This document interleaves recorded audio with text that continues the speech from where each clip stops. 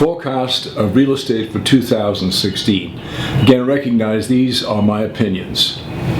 We've just experienced a minor interest increase.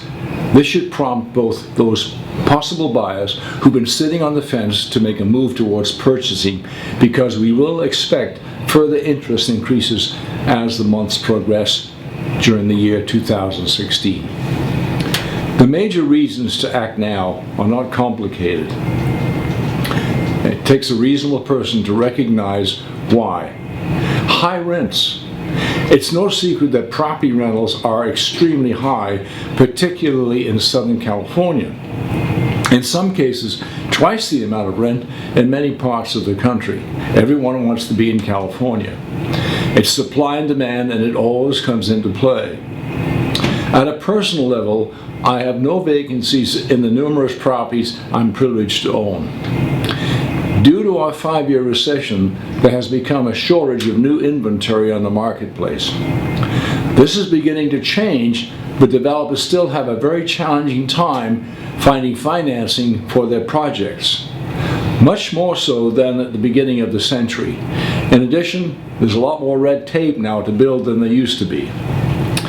When the rents exceed more than 30% of household income, it truly becomes a burden, and the majority of tenants in the workforce face this dilemma.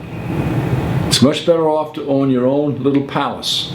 It's a phenomenon to watch the increase of rent accelerating beyond the property price increases, and it is occurring. It's happening.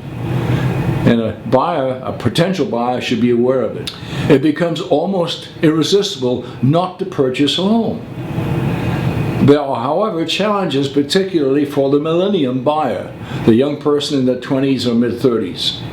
College loans, low credit scores, a lack of savings needed, documented income, and tougher times to qualify. It is changing. I understand 2 million transactions took place in 2015 with millennium buyers. Market normalization has occurred. For the past few years, except for this more transitional year of 2015 just passed, the short sale and repossessed home marketplace have been the major source of property transfers.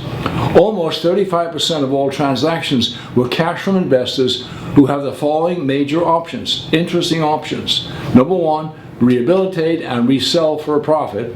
Number two, hold as a rental property. The most recent bank-owned property market is almost devoid of inventory. It's almost vanished. And although the short sale market still exists, it has diminished quite dramatically. The housing bubble of 2008 has passed us.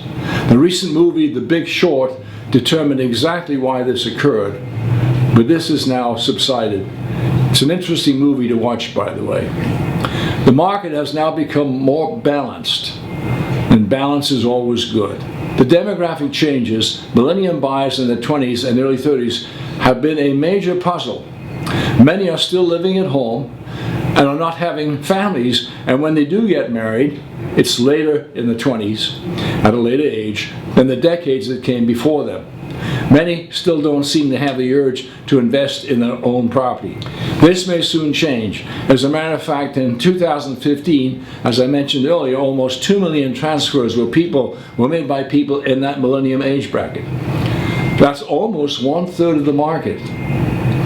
This is now allowing the move-up buyer to make a decision in selling their first home and move up beyond the startup home. That's critical in our marketplace. We're also witnessing the boomerang buyer coming back into the marketplace. These are the people that lost their homes in the recession, but they have regained their credit.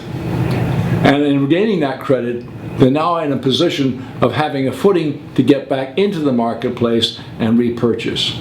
Who are the people that have the most wealth in our society? The baby boomers. And they're contemplating making their next move too.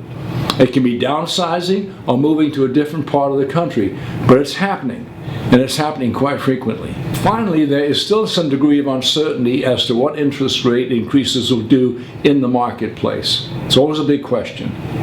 Small increments of increases will not change the market dramatically. Not like what occurred in 1980 when interest rates went from 11% to 18% in less than 1 year. That was the time for survival of the fittest.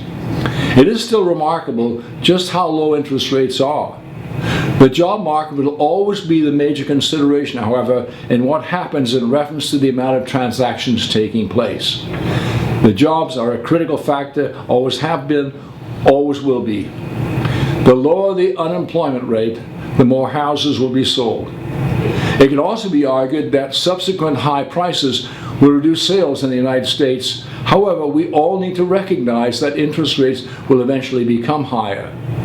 That's why it's critical to recognize if you're going to buy now. Thank you.